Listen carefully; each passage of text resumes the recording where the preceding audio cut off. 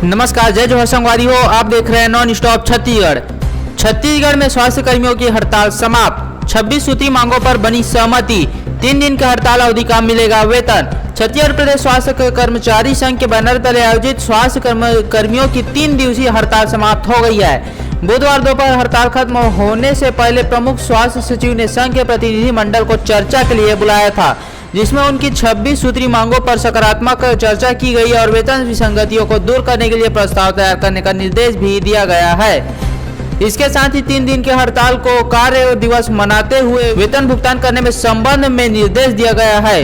छत्तीसगढ़ प्रदेश स्वास्थ्य कर्मचारी संघ के आह्वान पर प्रदेश के सभी स्वास्थ्य कर्मचारी 11 से 13 अप्रैल तक हड़ताल पर थे। इसमें राज्य भर के तकरीबन 30,000 कर्मचारी शामिल हुए। कर्मचारी अपनी 26 सूत्री मांगों को लेकर कामकाज ठप कर दिया था। इसके चलते सिम सहित जिला अस्पताल में मरीजों की परेशानी हुई और जरूरी जांच भी नहीं हो पाई थी। को हड़ताल वापस लेने के लिए संघ के प्रतिनिधि मंडल के साथ प्रमुख स्वास्थ्य सचिव मनिंदर कौर द्विवेदी सहित अफसरों के साथ बैठक हुई, जिसमें उनकी सभी मांगों पर बिंदुवार चर्चा की गई।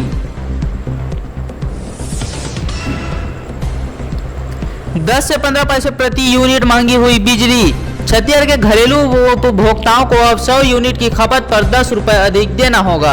छत्तीसगढ़ में बिजली 2.31% महंगी हो गई है। छत्तीसगढ़ राज्य विद्युत नियामक आयोग ने बुधवार को नया टैरिफ जारी कर दिया। इसमें घरेलू उपभोक्ताओं के लिए बिजली दर 10 पैसा प्रति यूनिट के दर से बढ़ाई गई है। अन्य सभी श्रेणी के उपभोक्ताओं के लिए बिजली की दर 15 पैसे प्रति यूनिट की दर से बढ़ी है।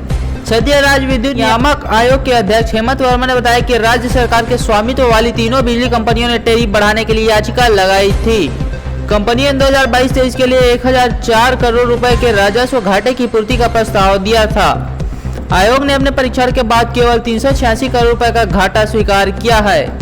विद्युत वितरण कंपनी ने 19,336 करोड़ 76 लाख की राजस्व आवश्यकता बताई थी।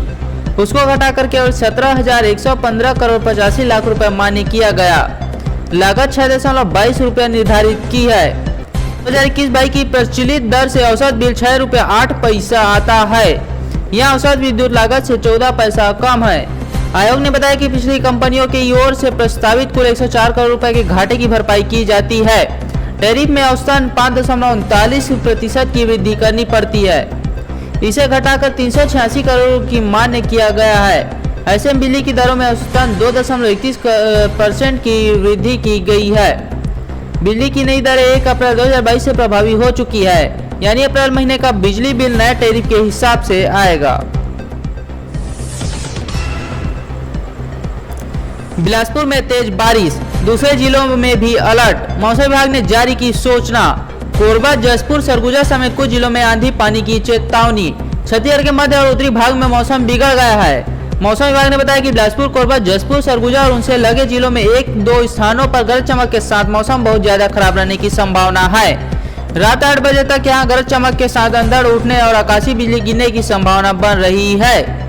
इस अलर्ट के बाद शाम 7 बजे बिलासपुर में तेज बारिश होने लगी है। रायपुर मौसम विज्ञान केंद्र ने शाम को एक त्वरित अनुमान जारी किया। इसके मुताबिक शाम 4 बजे से रात तक पेंड्रा, बिलासपुर, कोरबा, सरगुजा, सूरजपुर, जशपुर, कांकेर, धमतरी, गरियाबंद, महासमुंद और उनसे लगे जिलों में 1-2 स्थानों पर अंधड़ उठ सकता है। इन जिलों में 1-2 स्थानों पर गरज चमक के साथ आकाशीय बिजली गिरने की संभावना भी बन रही है।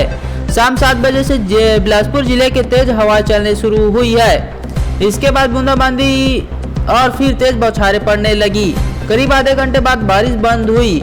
इस बारिश से कुछ देर के लिए ही सही गर्मी से राहत मिली है। इस क्षेत्र में बादल अभी भी छाए हुए हैं। रात तक फिर बौछारें पड़ने का अनुमान है।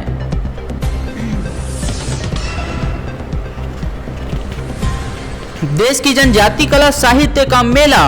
रायपुर के दीनदयाल उपाध्याय ऑडिटोरियम में 19 अप्रैल को सीएम भूपेश करेंगे उद्घाटन। 21 को समापन समारोह। राजधानी रायपुर में अगले सप्ताह जनजाति के कला और साहित्य का राष्ट्रीय समारोह होने जा रहा है।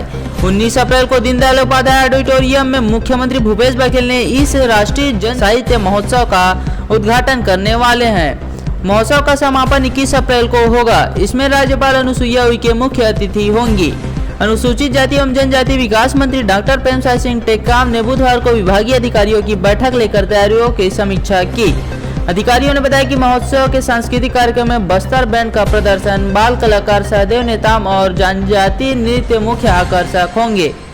साहित्य सम्मेलन को प्रख्यात साहित्यकार हलधर नाग भी संबोधित करेंगे। आदिवासी विकास विभाग के अधिकारियों ने बताया कि समारोह का मुख्य उद्देश्य देश भर में पारंपरिक एवं समकालीन साहित्य से परिचय तथा आधुनिक संदर्भ में उनके विकास से परिचय तथा आधुनिक संदर्भ में उनके विकास की स्थिति ज्ञान करना है।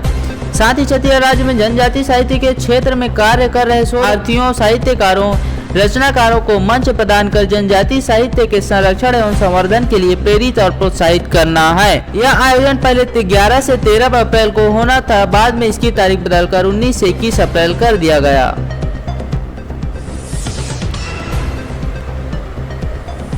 वहीं छत्तीसगढ़ में आबकारी मंत्री कवासी लखमा का एक वीडियो सोशल मीडिया में जमकर वायरल हो रहा है। इस वीडियो में मंत्री लखमा धोती पहनकर सिरहा गुनिया और सेवादारों के साथ पारंपरिक ढोल के थाप पर झूमते नजर आ रहे हैं। बताया जा रहा है कि यह वीडियो सुकमा जिले के दोरनापाल का है। यहां मेले में शामिल होने के लिए मंत्री कवासी लखमा पहुंचे थे, जो भक्ति में लीन नजर आए। आपको बता दें कि दरअसल सुकमा जिले के दोरनापाल में शीतला माता के मंदिर में 3 दिवसीय मेले का आयोजन किया गया है।